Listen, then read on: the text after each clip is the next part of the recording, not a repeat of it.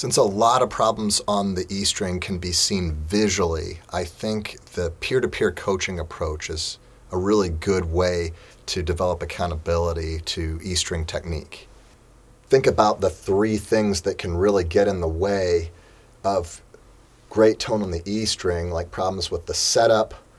lack of bow speed, and not having a straight bow path. And can you quickly describe that to your students and have them bow on the E string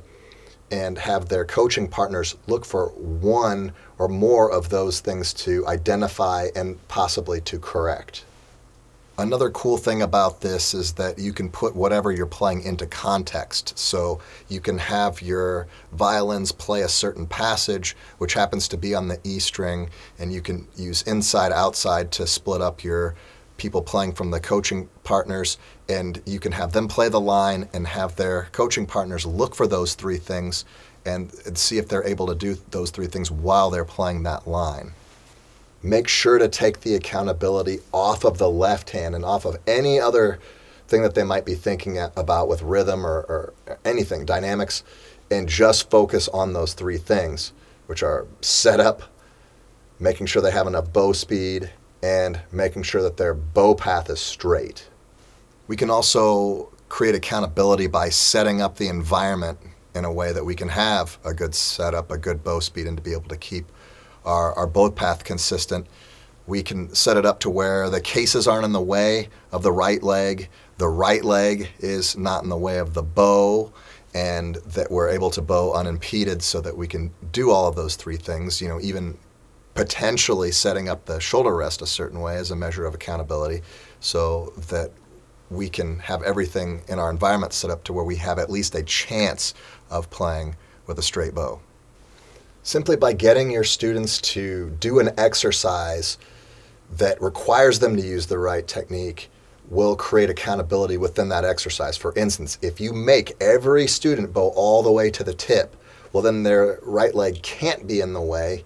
unless they're changing the bow path. But at least they're completing one of those three things of being able to get all the way to the tip. So they might have to figure out how to get that leg out of the way so they can get to the tip, and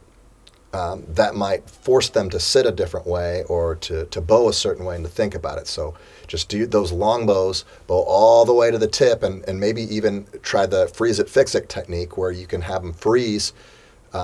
at the end of 12 counts and say, hey, look where you are you anywhere close to the tip?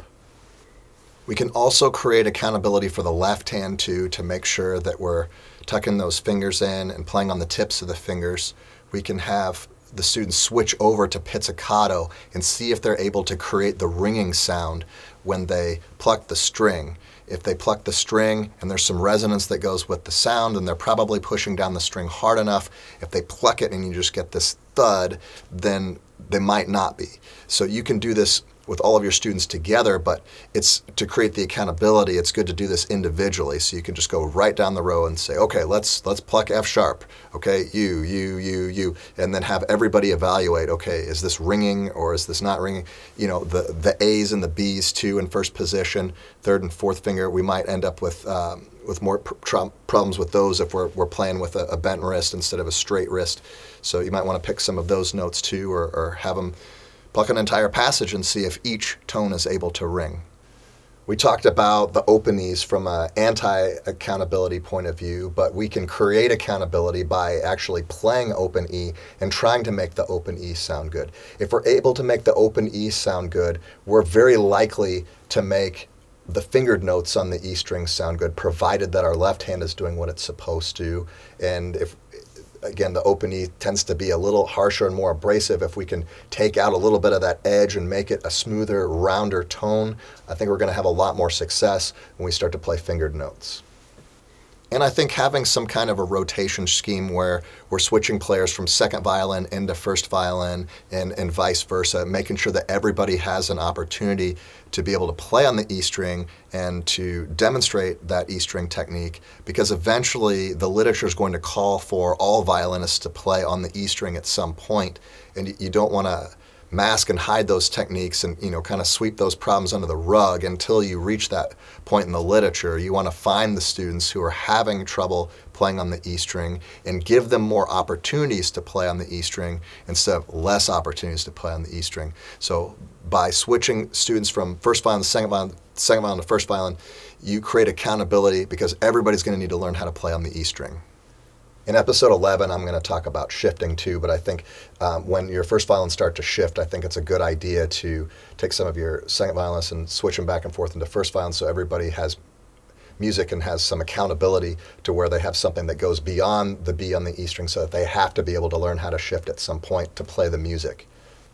The next few videos are going to be demonstrations on how to do some of the skill building exercises with the string crossings, how to cross to the E string effectively, how to use more bow, and perhaps some strategies for how to deal with the left hand. I hope you find them useful, and I hope you can take from those exercises and put them, modulate them, change them into something that works with your students so that they can develop beautiful tone on the E string. Thanks for watching.